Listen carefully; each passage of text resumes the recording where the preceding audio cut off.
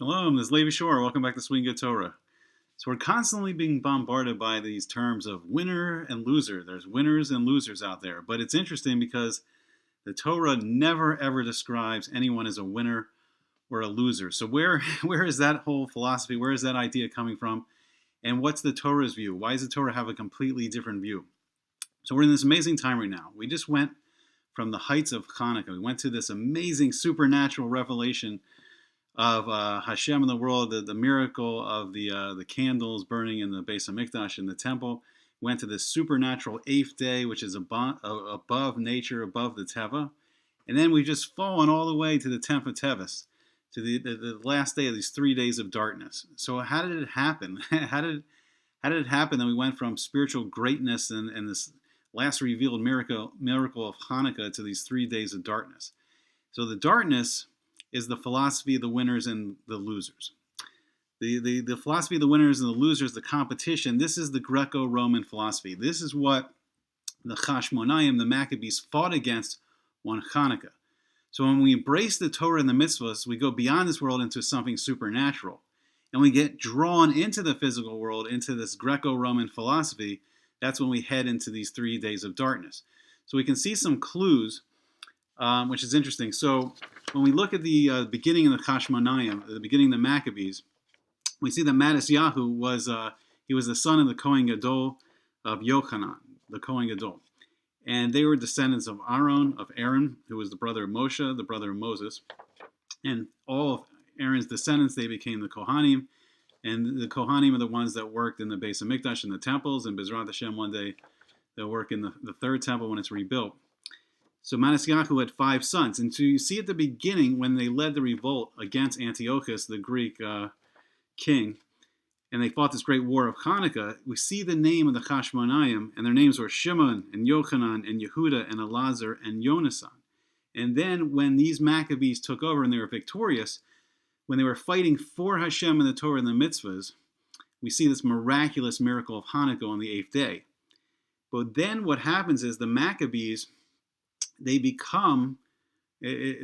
see this we see literally a Greek tragedy as they become more and more, they become kings, and each generation becomes more and more assimilated until it goes down to this civil war between, I don't even know how to pronounce it because it's Greek. It's all Greek to me. It's Hyrcanus and Aristobulus. I have no idea how you pronounce these names.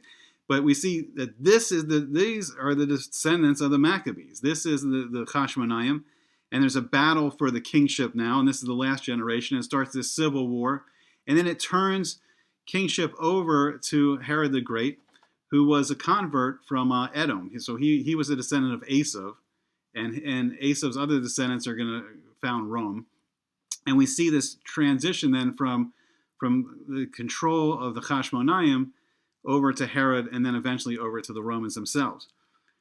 So we see here that there is some seduction to the Hellenism, to the philosophy and the Greco-Roman way. We see that this, in the end, right now in history, that this seduced the Hashmonaim until they descended generation to generation, and eventually got into a civil war. Now there was a Greek king in Egypt, Ptolemy II, and on the 3rd day, on the 8th of Tevet, he ordered the translation of the Torah into Greek. So he brought 72 Talmidei Chachamim, Torah scholars, and they all translated it. And I think they made the same 13 corrections in the Torah just so it wouldn't be confused when they translated the Greek. And then Hashem brought 3 days of darkness into the world. So the 8th, 9th, and the 10th of Tevet is these 3 days of darkness. So once the Torah itself gets translated into Greek, then the other nations of the world can kind of twist and bend and use the Torah to twist it to their own philosophies instead of following what the Torah says. And then finally, we go to the 10th of Tevet as a day where Nebuchadnezzar, he began his siege on Jerusalem, and that starts on the 10th of Tevet. And then also, I think the 10th of Tevet was maybe when the Romans also, when they were doing their siege, I don't know if their siege also started on the 10th of Tevet, but both of them led to the destruction of both temples on the 9th of Av. So, right, we see this connection from the spiritual high of Chanukah to the 3 days of darkness at Tevet. So it's either when we're embracing the Torah and the mitzvahs and fighting with Hashem, then we can go beyond this world into the supernatural. And when we get pulled into the philosophies of this world, it's what the Torah calls Greek. He calls Greece. He calls it choshek. He calls it darkness. Now, there's wisdom and intelligence there, but it's Hashem's describing as darkness, comparing to the greater light, the greater revelation of information and wisdom of the Torah. Okay, so what's the lesson here? We're constantly being bombarded in the Western world with these concepts of winners and losers in this Greco-Roman philosophy. And it's very seductive, and it permeates all aspects of our society right now. We see that, like, I think most people would, who would the media portray as a winner? Someone that's very wealthy, someone that's famous, someone that's beautiful, someone that's talented. So these people are portrayed as the winners, and I guess they're saying anyone that doesn't, have the wealth and the fame would not be, But that's completely different of how the Torah is viewing the world. So the Greco-Roman way of viewing the world is everything's a competition, survival of the fittest. So we see it in every aspect of our life. Like, it's all sports, all professional sports. Obviously, it's pure competition where, one team's winning, one team's losing. And then we see, everything is put in this competition. There's the best movie. There's the best, the best song. There's all these different, the best play. Even scientists. Boring scientists are put in a competition. The best one gets the Nobel Prize. So there's even competition in science. And unfortunately, there's a perversion in a sense of the justice system, where the justice system should only be concerned with the guilt or innocence of a person and judge that person fairly. But we see even in there, it's competition. This lawyer wins. This lawyer loses. But who's really hurt is the person, and is the person getting true justice? Is the person that is presenting himself before the court, or forced to present himself before the court, is that person getting true justice? Or is it just turned into a competition between two lawyers trying to win? So when we see that all of life is this competition, it's very dangerous. It starts to corrupt everything, and it creates a darkness. Now, it's interesting. The Torah looks at everything completely opposite. The Torah views that you can either be a tzaddik or a rasha. So what's a tzaddik? A tzaddik is someone that's fighting against the Yetzer Hara. It's fighting against the evil impulse inside a person that's drawing them purely to the physical, and they want to exclude, any connection to the spiritual, any connection to Hashem, Torah, mitzvahs, anything that's going to elevate them outside of the world. And the Yetzer Hara is trying to push a person to doing averos, to transgressing the word of Hashem. So in this Greco-Roman world, that's all lost. There is no Torah, there is no rules, there's only the secular rules of how society functions. But there's no spiritual laws, which there are, imbued into the creation of the universe, of what makes a person good or what makes a person not. So by a tzaddik is someone that's fighting constantly day after day against the Yetzer Hara, and that's a person that no longer listens to his own or her own Yetzer Hara, or has completely eradicated their Yetzer Hara. Or the opposite extreme is the rasha that is so given in and been defeated by the Yetzer Hara that person just no longer even believes what they're doing. They're so in the realm of evil. Now mostly everyone in the world is a Benoni. We're all in between. We're all constantly fighting, every day. Should we do good? Should we do bad? Should we help? Should we not? And it's a constant battle between giving and taking. Hashem is an infinite being and is pure. He's pure giving. He created everything. He's giving life to everyone. He's constantly sustaining everyone. It may all be hidden, but that's what's happening every day. So pure giving is how we're starting to emulate Hashem. We're starting to be more like Hashem. We want to be more giving people, caring people that are giving kindness, as opposed to a person that gets very selfish, very wrapped up in themselves, very arrogant, gaivadik, and everything's just for themselves. And that becomes very damaging. It becomes damaging to themselves and everyone around them.